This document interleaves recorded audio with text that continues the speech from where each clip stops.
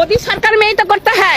काजे मोदी सरकार के हम सपोर्ट करता है এবং আমার फ्रेंड्सদেরকে बोलता है যে मोदी सरकार के फूल में ভোট লাগাও। हाँ, কিন্তু हम नहीं पड़ता है কারণ আমি ছোট্টবেলা থেকে কষ্ট হাতুড়ি তারাকে ইনকলাব জিন্দাবাদ মুখ্যমন্ত্রী ছিল জ্যোতি বাবু। পারা যাবে না, কিন্তু আমার সাপোর্টার এই যে প্রাণকৃষ্ণ हाँ আমি बोलता है যে তোমরা मोदी सरकार के ভোট লাগাও। हाँ, पद्म फूल में वोट लगाओ, किंतु हम नहीं पता है। हम समर्थन करता है किंतु वोट देते नहीं पड़ता है। वोट नहीं दे पाते हैं, क्यों नहीं वोट दे पाते हैं? हमार गोविंद एक है। हाँ, हिंदू धर्म, हाँ, गोविंद एक है, कृष्ण है, तो कृष्ण सारा हमार अन्न पथे जाता नहीं है, किंतु हम लेक्चर देता है ए मोदी सरकार के वोट लगाओ, मोदी सरकार के वोट लगाओ। भैया थोड़ा विस्तार से बताइए, ये दीदी जो बोल रही है क्या बोल रही है? ये बोल रहे हैं जो हम मोदी जी को सपोर्ट करता है मगर हमने सीपीएम करता है, वो बोला है। अच्छा, मोदी जी को सपोर्ट कर रहे हैं लेकिन हाँ। सीपीएम को वोट देते हैं। हाँ देते हैं, वो ऐसा बोला फिर है। क्यों? वो किंतु पब्लिसिटी करता है जे ए भाई के बहन के तोरा मोदी जी के वोट लगाओ, गुजरात में अच्छा स्वर्ग है। हाँ। तो वैसा स्वर्ग बंगाल में भी तो बनना चाहिए ना? नहीं हाँ, बंगाल में चाहिए किंतु 100 वर्ष लग गए, 100 वर्ष 100 वर्ष लग जाएगा। लग जाएगा। बंगाल के गुजरात बनाता है, नहीं पड़ता है। अच्छा, कारण बंगाल में खाली खाता है सरकार के टाका आता है और सन्त्रास करता है और पार्टी में जो लीडर है खाता है, भूख लगाता है और खाता है। পশ্চিমবঙ্গের ঝান্ডু হামেরা কি করিচ্ছে, দল বেন্দা বিজেপি রে ভোট দিছে হাঙ্কেরে বামদের মতো আর কি। গত ইলেকশনে আওয়ামী লীগ বামেরা দল বেন্দা যেমন বিএনপি রে ভোট দিছিল উনকা আর কি।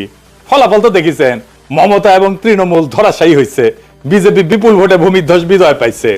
বিজয়ী হইয়া বিজেপি মুসলমানদের বাসাবাড়ি দোকানপাটের উপরে হামলায় পড়ছে, লুটপাট অগ্নিসংযোগ চলতেছে ব্যাপকভাবে। পশ্চিমবঙ্গের বাঙ্গুরা বাংলাদেশের প্রগতিশীলতার নামে ধর্মনিরপেক্ষতার নামে হাসিনার ফ্যাসিবাদকে উলঙ্গভাবে সাপোর্ট দেয়া গেছে। এখন হিন্দুত্ববাদের নামে ফ্যাসিবাদের কবলে পড়িছে। ফ্যাসিবাদের মজা কেমন 2 দিনে ভালো টের পাইছে, আরো পাবে। যদিও এই আক্রমণের লক্ষ্য হবে মুসলমানেরা প্রাথমিকভাবে, কিন্তু ফ্যাসিবাদের আগুন থেকে কেউ রক্ষা পাবে না।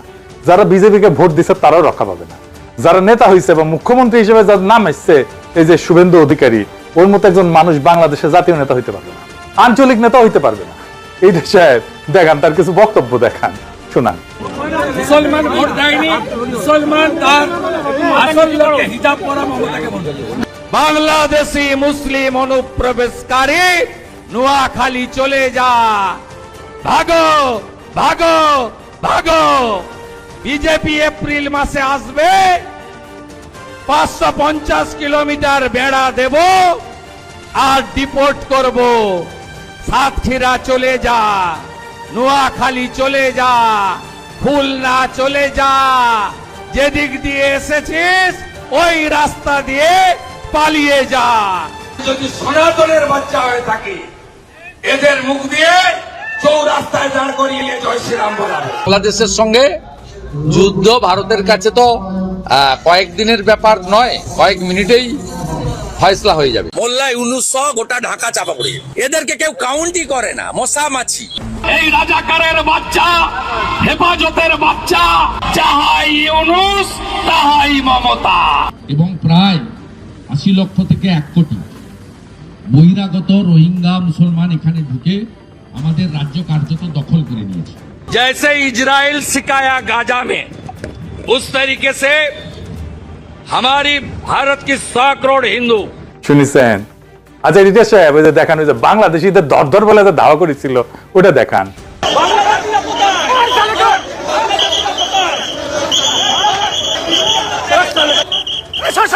सब बांग्लादेशी मुसलमान, सब बांग्लादेशी मुसलमान हिंदू।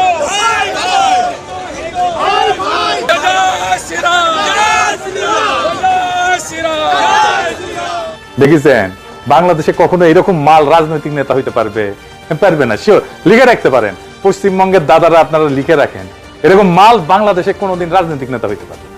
এই মাল তো মমতার ডান হাত ছিল শুভেন্দু অধিকারী। মানে শুভেন্দু অধিকারী পরে বিজেপি হয়েছে, 2016 সালে একটা দুর্নীতির মামলায় সে ফাইসে গেছিল। নারদা মামলা কয়, আমি আর ডিটেলসে গেলাম না। ওই মামলার পরে 2016 সালে মোদি শুভেন্দুরে নিয়ে মস্করা করেছিল স্টেজে বক্তৃতার মধ্যে। এটা সাহেব দেখেন সেটা कैमरा के सामने कितना लाए हो? अच्छा लाओ लाओ, और ऐसे कुर्ते में रख देते हैं। टीवी पे देखा कि नहीं देखा आपने? और चेहरा कितना भोला भाला था, ऐसा लगता था ये तो रोज की आदत वाले लगते हैं। দেখেছেন কার কথা কইছে? শুভেন্দুর কথা। এবার ওই যে বলি যে ভোলা বালা, ওই ভোলা বালাটা কে? ক্যামেরার সামনে ঘুষ নেওয়ার ভিডিওটা দেখান।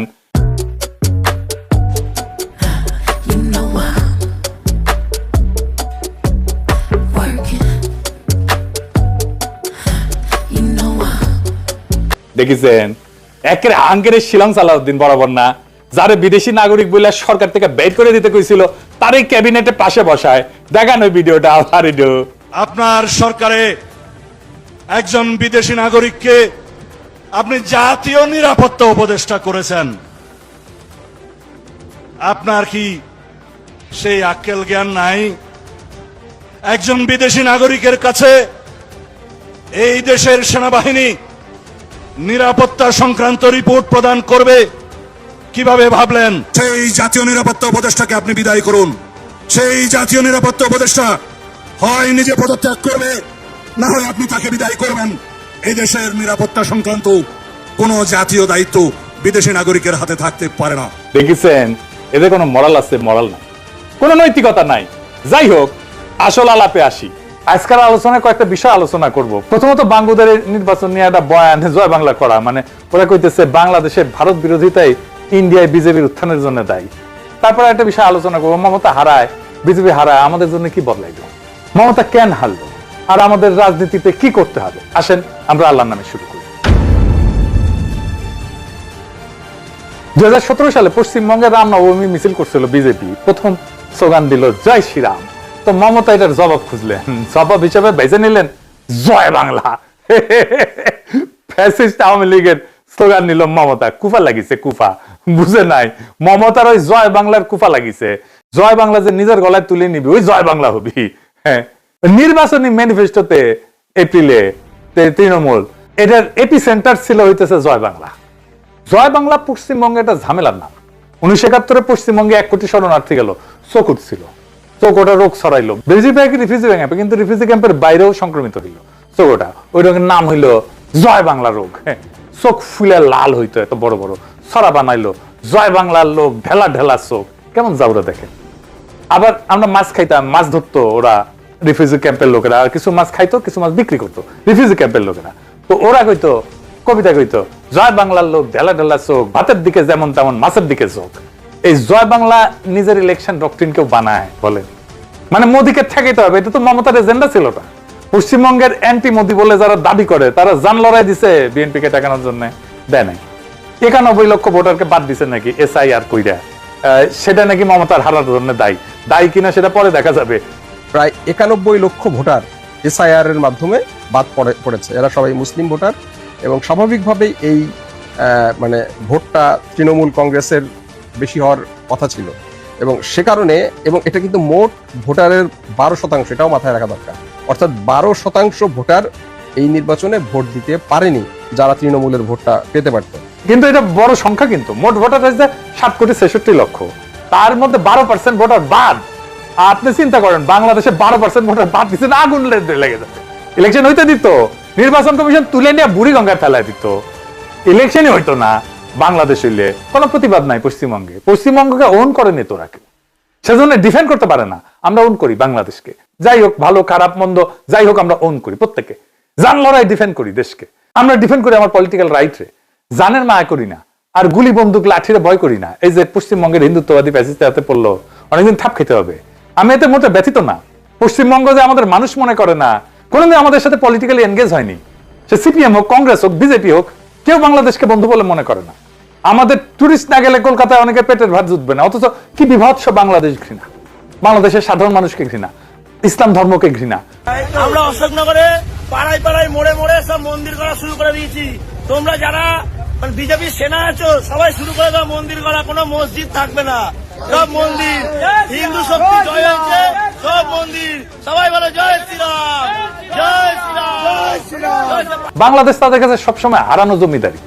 বাংলাদেশের সংখ্যাগরিষ্ঠ মানুষের ধর্ম তাদের কাছে ঘৃণা। তো পশ্চিমবঙ্গ মরল নাকি ঠাপ খেললো তাতে আমাদের কি? ওরা নিজের শক্তিতে মোদিরে জীবনে হটাইতে পারবে না, কয়ে দিলাম লিখে রেখে। ওই হ্যাডম তাদের নাই। আমাদের সাথে একটা পলিটিক্যাল অ্যালায়েন্স থাকলে পারতো, কারণ আমরাই একমাত্র শক্তি পৃথিবীতে আধুনিক দুনিয়াতে যারা ফ্যাসিবাদকে পরাজিত করছি রাস্তার লড়াই কইয়া। আমাদেরই অভিজ্ঞতা আছে, অন্তত আমাদের লড়াইয়ের অভিজ্ঞতা তাদের কাজে লাগতো, সাহায্য করতে পারতাম। কিন্তু ওরা তো করবে না। ওরা কখনো একটা দেশ হয়ে যেতে পারেনি। কেন পারেনি জানেন?